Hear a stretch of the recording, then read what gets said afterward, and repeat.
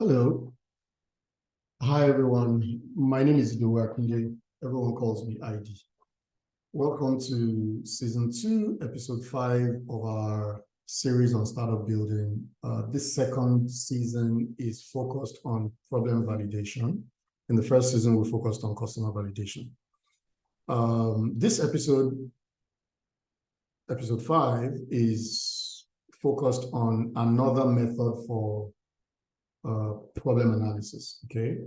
And this particular method, I call it the problem dimensions method. It's something that is more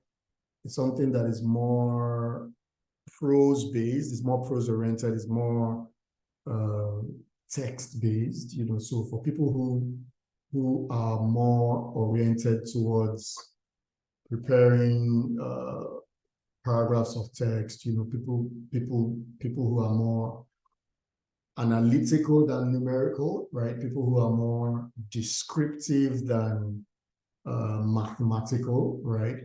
This is a very valuable method that some people use to analyze problems. So we call this the problem dimensions method, and you just think about what are the ways by which this problem is affecting the person that or the people that is affecting, right? So you have seven major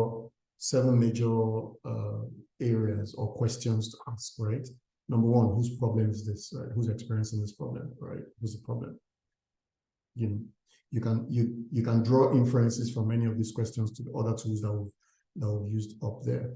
Number two, what are the underlying drivers of this problem? So I'll give an example here, right?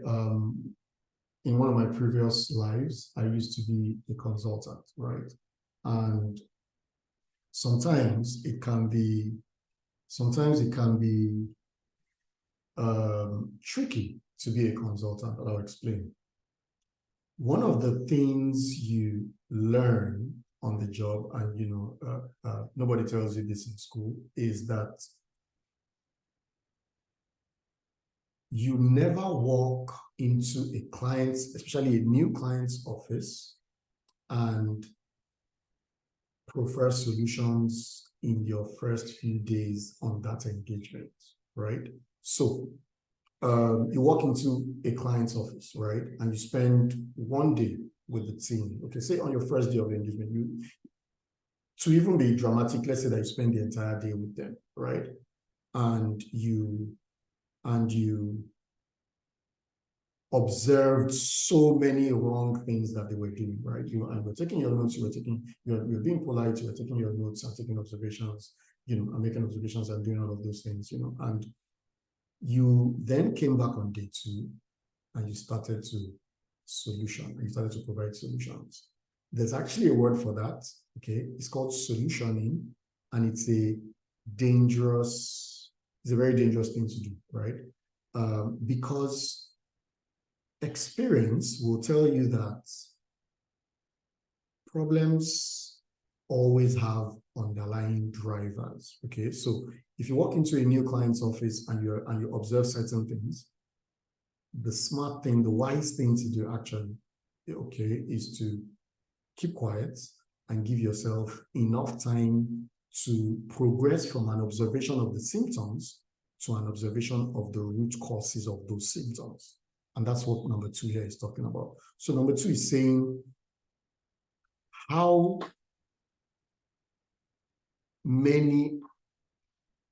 2 is saying what are the drivers of this problem, okay? Number 3 is saying what are the consequences, okay, effects, results of this problem. Number 4 is saying how do you measure these consequences, and how are they large? So we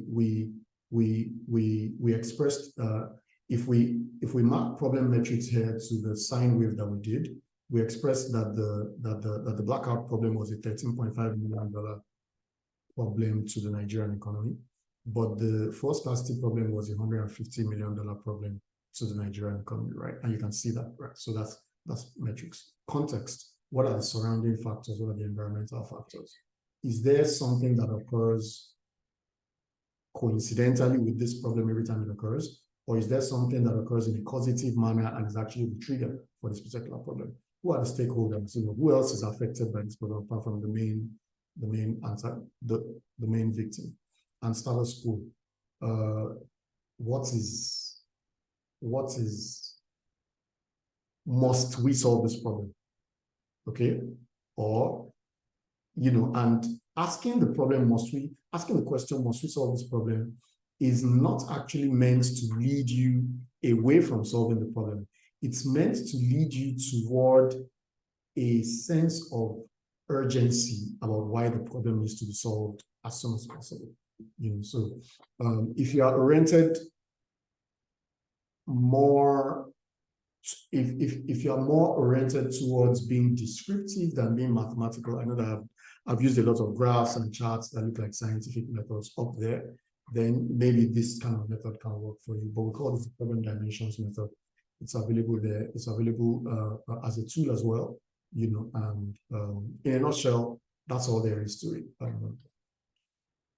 Once again, thank you for tolerating my hallucinations. I hope this is useful to someone out there. If it's useful, please drop me a comment. Or if there's some feedback, there's some kind of feedback that you have, please drop me a comment as well in the comment section. Thank you. See you in the next one. Bye.